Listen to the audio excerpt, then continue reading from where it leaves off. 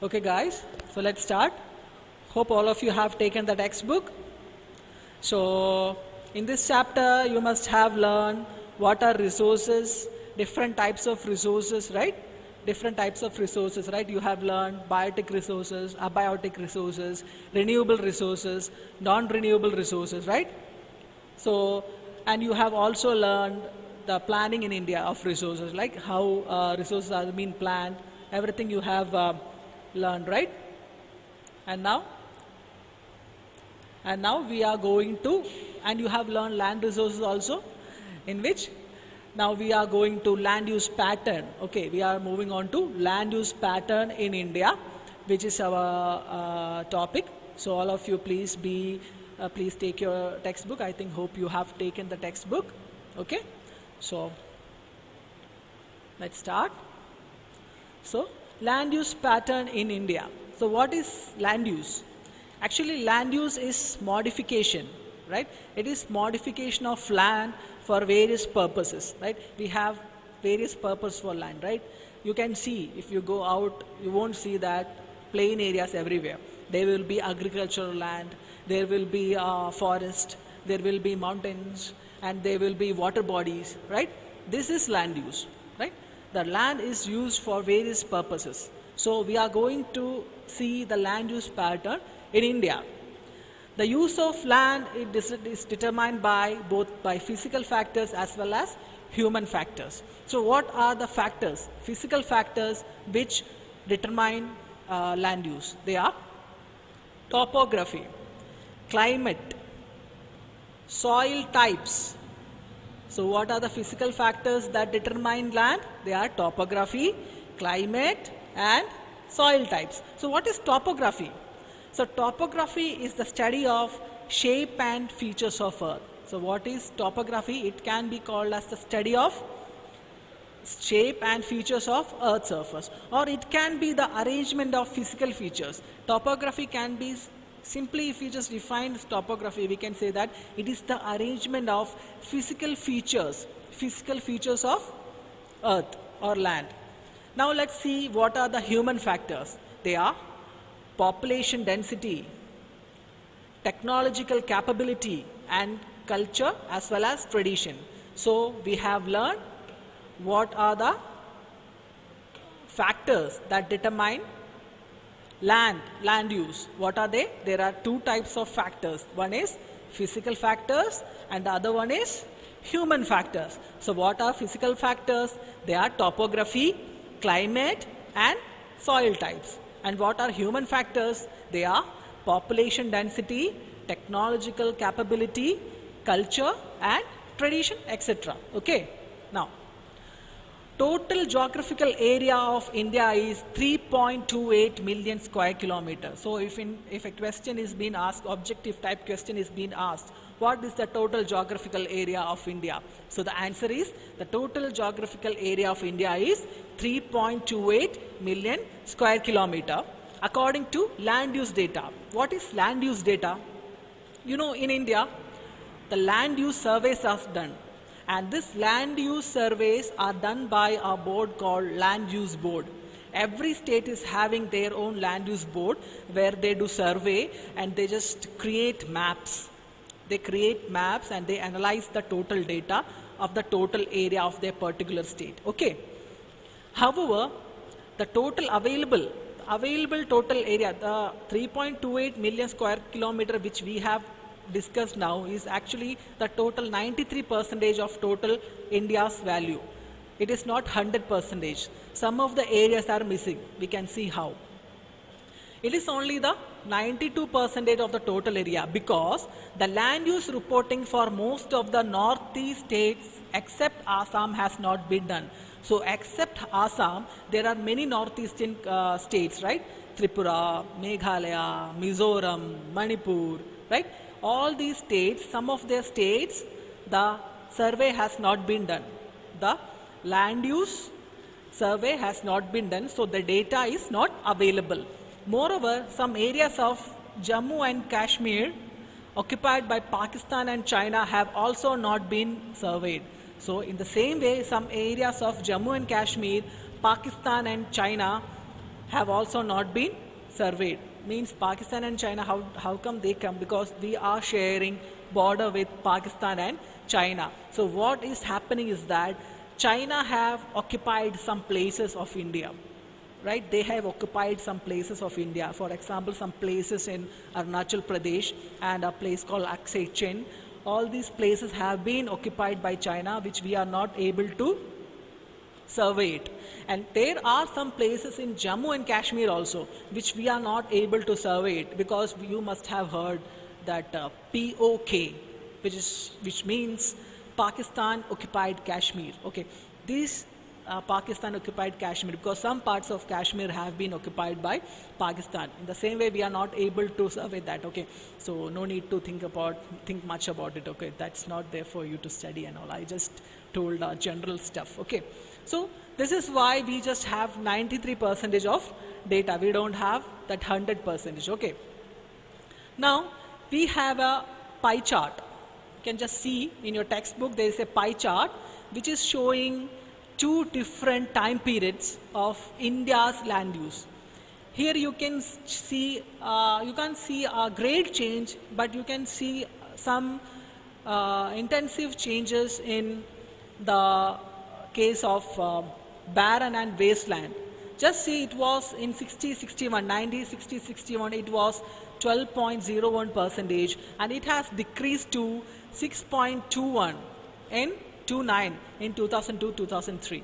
So you can see a change. You can see changes in the land use in two time periods. The same way you can see that agricultural area, that is net zone area, it was 45.26 and it has changed to 43.41. So number have decreased. The number have decreased. Yeah, people are not interested in agricultural activities.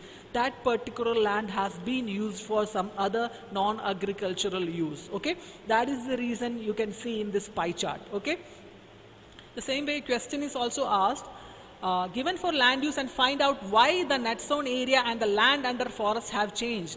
But there is a positive sign in this pie chart. As I have told that there is a decrease in agricultural land use because people must have used that particular land for some other purposes. But here we can see in 1960-61 the total forest cover was just 18.11% and it has increased to 22.57% in 2002 and 2003. What will be the reason? Definitely people were very much aware about the conservation of trees and they have started planting trees, right? They came to know about the importance of forests. So what they did, they just planted lots and lots of trees and they tried to reduce the number of cutting down of trees. So that made the amount of the percentage of forest cover to increase in 2002-2003. Okay. Now, the land under permanent pasture has also decreased. What is permanent pasture? What is that pasture land? You can see that pasture land has also been decreased. You can see it was 4.71% in 1960-61 and it has reduced to 3.45% in 2002-2003. You know why? Because that particular area or that particular land is also has been used for some non-agricultural use, maybe for making buildings, maybe for settlement purpose, or maybe for any other purpose. Maybe that land has been, because of overgrazing and all, the land has become abandoned, that it has become wasteland or something like that. The land under permanent pasture has also decreased. How are we able to feed our huge cattle population on this pasture land, and what are the consequences of it? You know, why we are giving stress to this cattle population?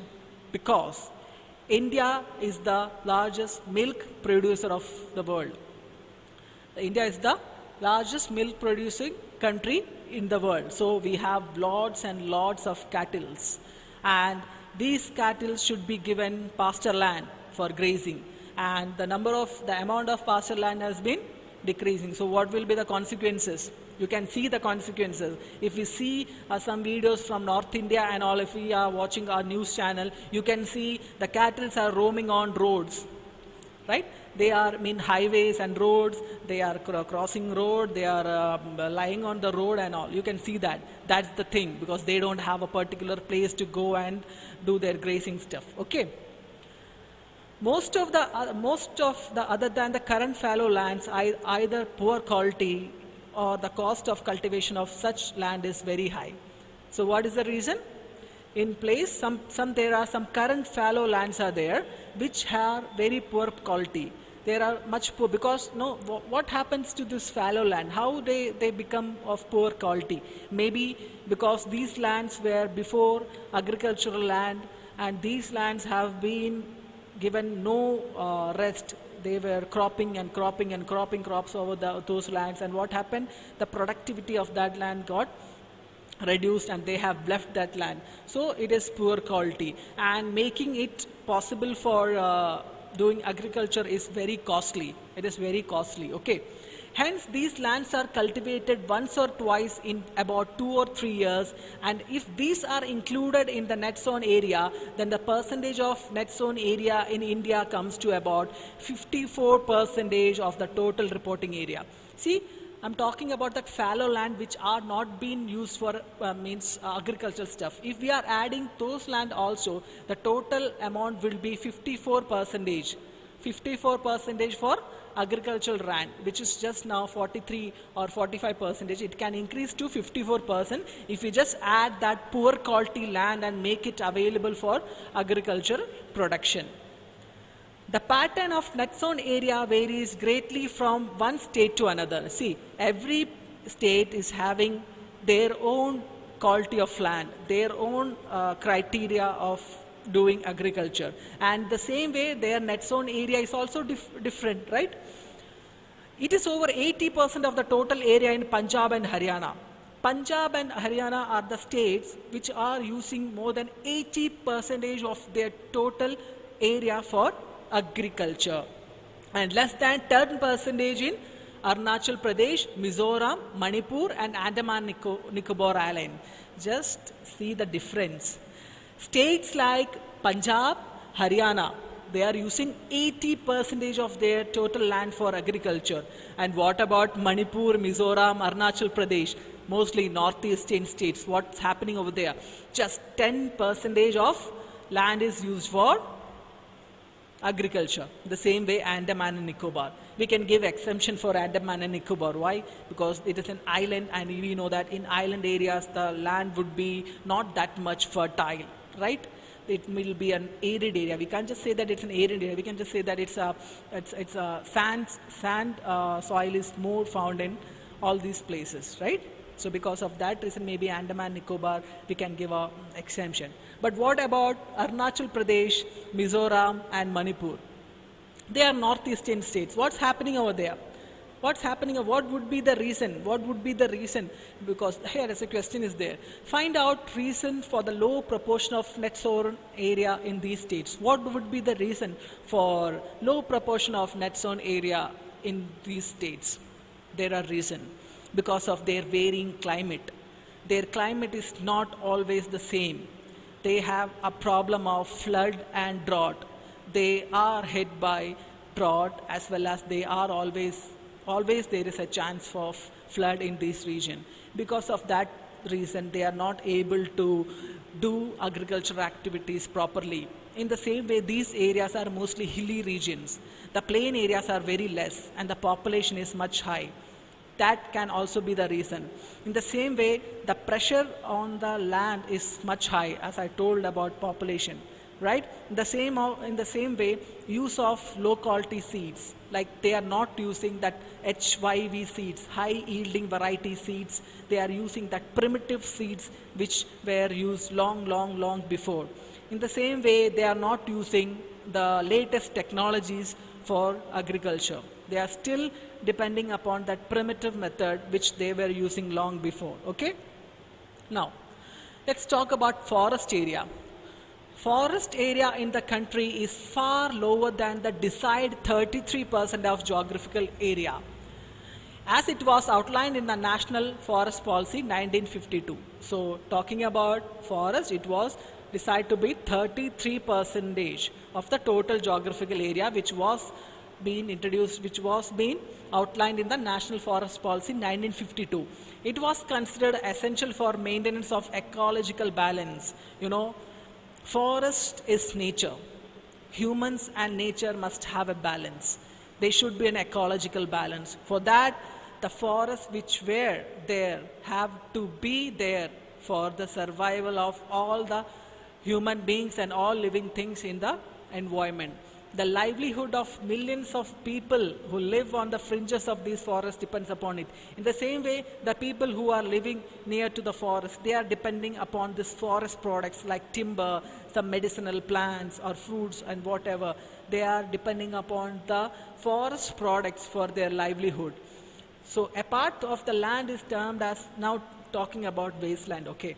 A part of the land is termed as wasteland, and land put to other non-agricultural uses. So what is a wasteland? We are just going to discuss about what are the wastelands. Wasteland includes rocky and arid deserts area. What is that? Rocky areas, we can't just do any agriculture. We can't just do anything in rocky areas. In arid and desert areas also the same thing. There is even building settlements are also not possible in desert areas. But countries like Dubai, Saudi Arabia, and they have done with their technology and all. But it is very much difficult to do anything in this type of area. Land put to other non-agriculture uses includes settlements, roads, railways, industries, etc. So you will be thinking that what is that non-agricultural use? What is that non-agricultural use? So non-agricultural use is actually, you can see area under non-agricultural use. You can just see that. What is that area under non-agricultural use? So non-agricultural use areas are mainly settlements, roads, railways, industries, etc. Okay. Now, continuous use of land over a long period of time without taking appropriate measures to conserve and manage it, it has resulted in land degradation. This in turn has serious repercussions on society and the environment. What is repercussions? Repercussions is actually consequences, unintended consequences. That is the meaning of repercussions. So, what is that? Continuous use of land over a long period of time without taking appropriate measures to conserve and manage it has resulted in land degradation. So land degradation is a very big problem which is being faced by almost all the countries in the world. What is the reason of land degradation? It is continuous use of land. For example, if we are cultivating in a particular land, we will be cultivating in this year, we will be cultivating in the next year and also next year. We are not giving rest to that particular land. We are not providing anything to that land that it can retain its quality. So that is the reason it has caused to land degradation. This in turn has serious repercussions on society and the environment, definitely. Definitely, this is because what's happening? The agricultural land which we had for our crop production is been reducing. The land which we are using before for agriculture is now not suitable for agriculture. So we are moving on to the next land. That land can be a forest, and we are cutting down that forest, we are making it as an agricultural land. So here the ecological balance is getting unbalanced.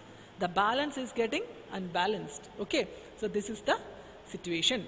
Now let's talk about land degradation and conservation measures. Now we are talking about land degradation and conservation measures. We have shared our land with the past generations and we'll have to do so with our future generations too. I hope you have learned sustainable development. Definitely you would have learned sustainable development. It is to keep the things or keep the opportunities and resources which we are using to our future generation also. To use all the resources in such a way that we conserve those resources for our future generation also.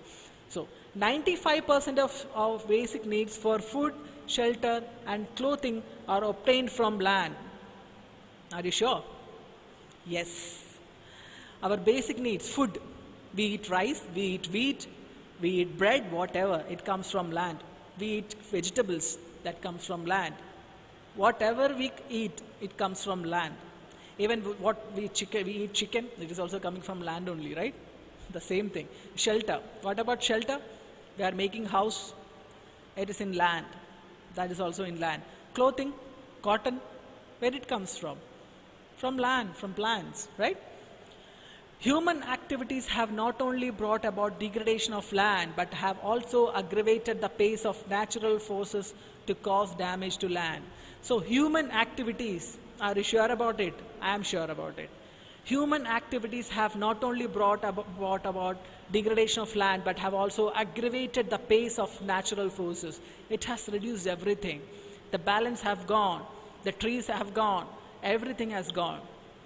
Right? In the same way, it has aggravated the pace of natural forces. You know that tsunami can come at any time, flood can happen at any time, hurricane can come at any time, cyclone can come at any time. Global warming, what global warming? Carbon dioxide increasing, right? What all things? The ozone layer depletion, everything. It's all because of human activities, right? For getting our things happens, for making our life very much comfortable, we are just degrading our environment. At present, there are about 130 million hectares of degraded land in India. Approximately 28% of it belongs to category of forest degraded area. See, 130 million hectares of degraded land.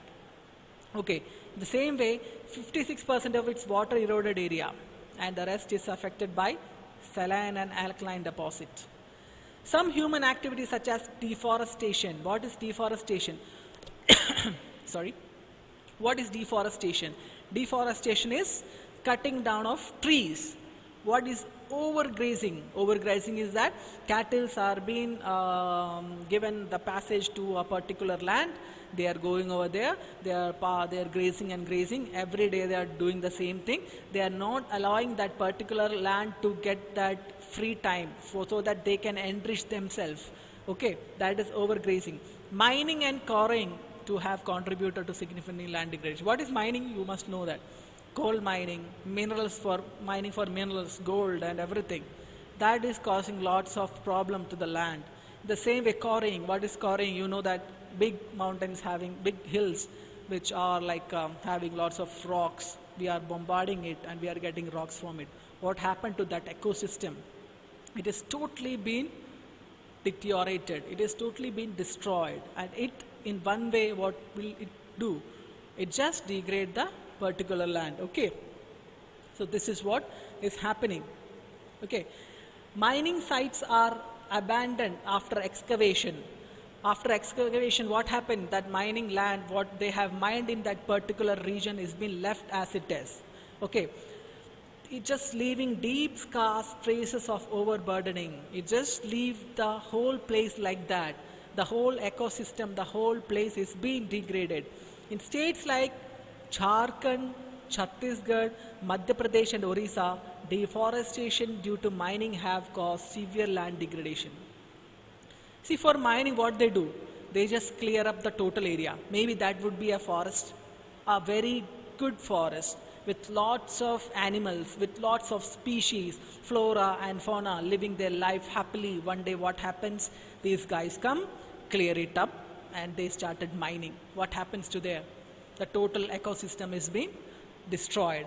For example, Jharkhand, Chhattisgarh, Madhya Pradesh and Orissa, deforestation because of mining have caused severe land degradation.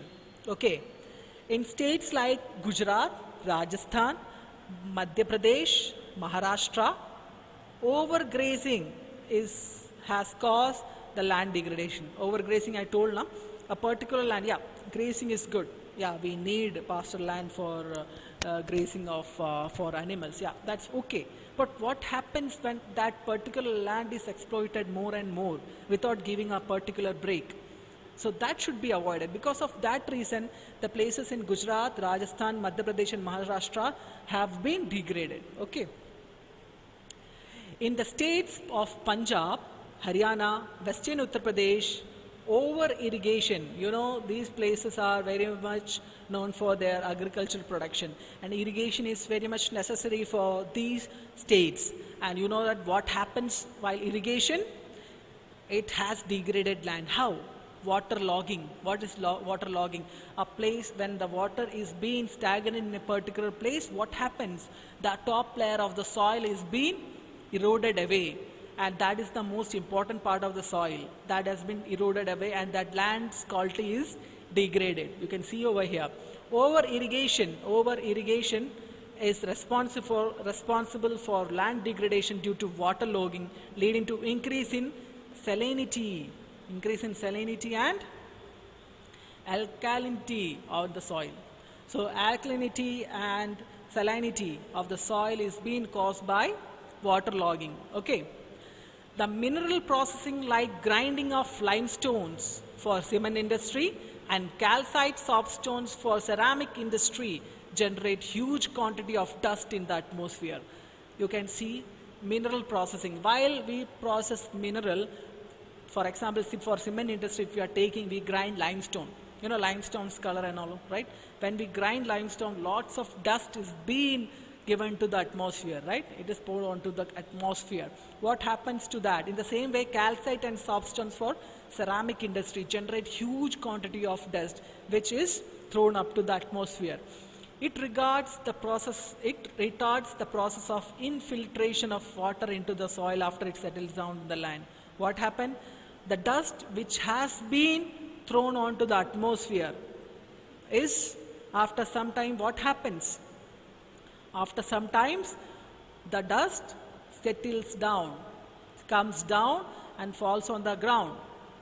After that, the water, you know that when the water is flowing, it needs to be penetrated into the ground so that we will be getting access to groundwater, and that does not happen. The water is logged on, right? And what happens to the land? The land get degraded. In recent years, industrial effluents as waste have become a major problem of land and water pollution in many parts of the country. What are industrial effluents? We know that there are big factories, big industries. Most of the industries and factories are situated along river basins. Why they are making factories and industries near to a river or river basin? What will be the reason? Oh, they want water. Yeah, they want water for their purpose. There for running their machines, for cleaning their machines, or for other purpose. No, not only that. They want a particular place to dump their effluents. The waste water, the untreated water which is being thrown out of the industries and factories are directly spilled into the nearby water reservoir.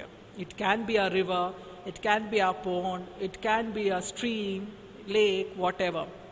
They will create a big tunnel or a big pipe which will be connecting their factory and also will be connecting the nearby reservoir. And what happens?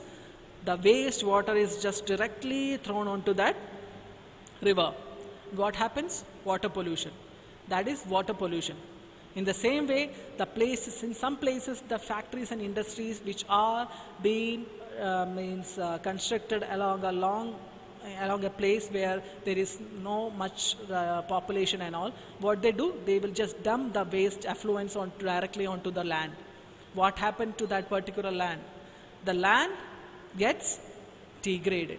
Okay, that's what happens to water. The same thing happens to land also. In recent years, industrial effluents as waste have become a major source of land and water pollution in many parts of the country. Now, there are many ways to solve the problems of land degradation. So, we were talking about the problems of land degradation. So, there would be some solutions, no? There will be some solutions to help it out, how to conserve our land. Afforestation and proper management of grazing can help to some extent.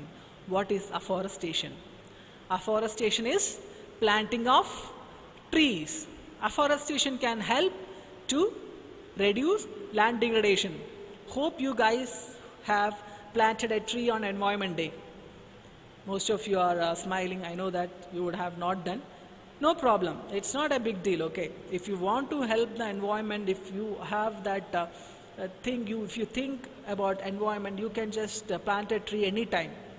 But only thing is that just plant a tree and you have to look after it till it is it is able to survive itself. Till it becomes to survive itself, you have to look after it, you have to water it, you have to look after it in such a way that after a particular time, yeah, tree is okay, she is okay, she or he is okay, it's fine. Now it can grow itself. At that time you have to rest. Okay, now I no need to have to go and look after it, it will grow. But till then you have to look after it. Okay, that is the thing you have to do. Okay, and I know that you guys will do. Okay, and afforestation and proper management of grazing can help to some extent. Planting of shelter belts of plants. What is shelter belts of plants? Control on overgrazing, stabilization of sand dunes by growing thorny bushes are some of the methods to check land degradation. What is shelter belts of plants? You must have seen in some arid regions in pictures or videos, there are some trees are planted along the edges of a particular land. Why these edges are means planted by trees? Because they will reduce the speed of the wind coming from the area. It will reduce the wind power, and which will not affect the land, as well as the plants which are being grown. In the same way, it will reduce land degradation also, because plants will protect the soil. The roots of the plants or trees will protect the soil. It will just hold it tightly. Control on overgrazing. As I told, overgrazing should be controlled. We should give a gap to that particular land so that it can retain its quality. Stabilization of sand dunes by growing thorny bushes. That's same thing is shelter belts also. Thorny bushes are mainly grown on that arid, semi-arid region. You know, the desertification. When wind blows, they take a huge amount of sand and they will put in the nearby region. Sometimes that area would not be a arid region. But because of this effect, the area is getting desertified. For reducing that, we can grow bushes. We can grow bushes and thorny bushes, which will prevent that wind to take away that sand and put it in the other side. So it can be done. Okay. Proper management of wastelands, control of mining activities, proper discharge and disposal of industrial effluents and wastes after treatment can reduce land and water degradation. So what can be done to reduce land degradation in industrial and suburban areas? Disposal of industrial effluents and wastes after treatment should be done. In the same way, reduce land and water degradation, which can help to reduce the land and water degradation. What have to be done? Disposal of industrial effluents and wastes, right? In the same way, proper discharge, it is most important, proper discharge and control of mining activities. In the same way, we have to be much more aware of the things. We should be much more responsible about our surroundings. We should not think that that's not my land, then why should I care about it? We should not think like that. We should have that feeling that the whole nature is our mother. We have to protect her. We are also part of it. We are interdependent. We should have that feeling in ourselves. Okay? Okay, guys? So I hope you have got my point of land use pattern in India and land degradation and conservation. Hope you have liked the class. Okay? So today I'm not giving any exercise or something like that. Just I'm giving a small work. Don't consider it as a big thing. I just want you to do just find some solutions. Find some solutions for land degradation. Just write a short note, just a one page in your notebook, just a one page you can just write solution for land degradation, and you can just write a small write-up stuff. Okay? You can just write a small write-up and you can submit to your class teacher. Okay? So, okay, guys. So today's session is over. Thank you for cooperation. Okay? Then bye. Take care.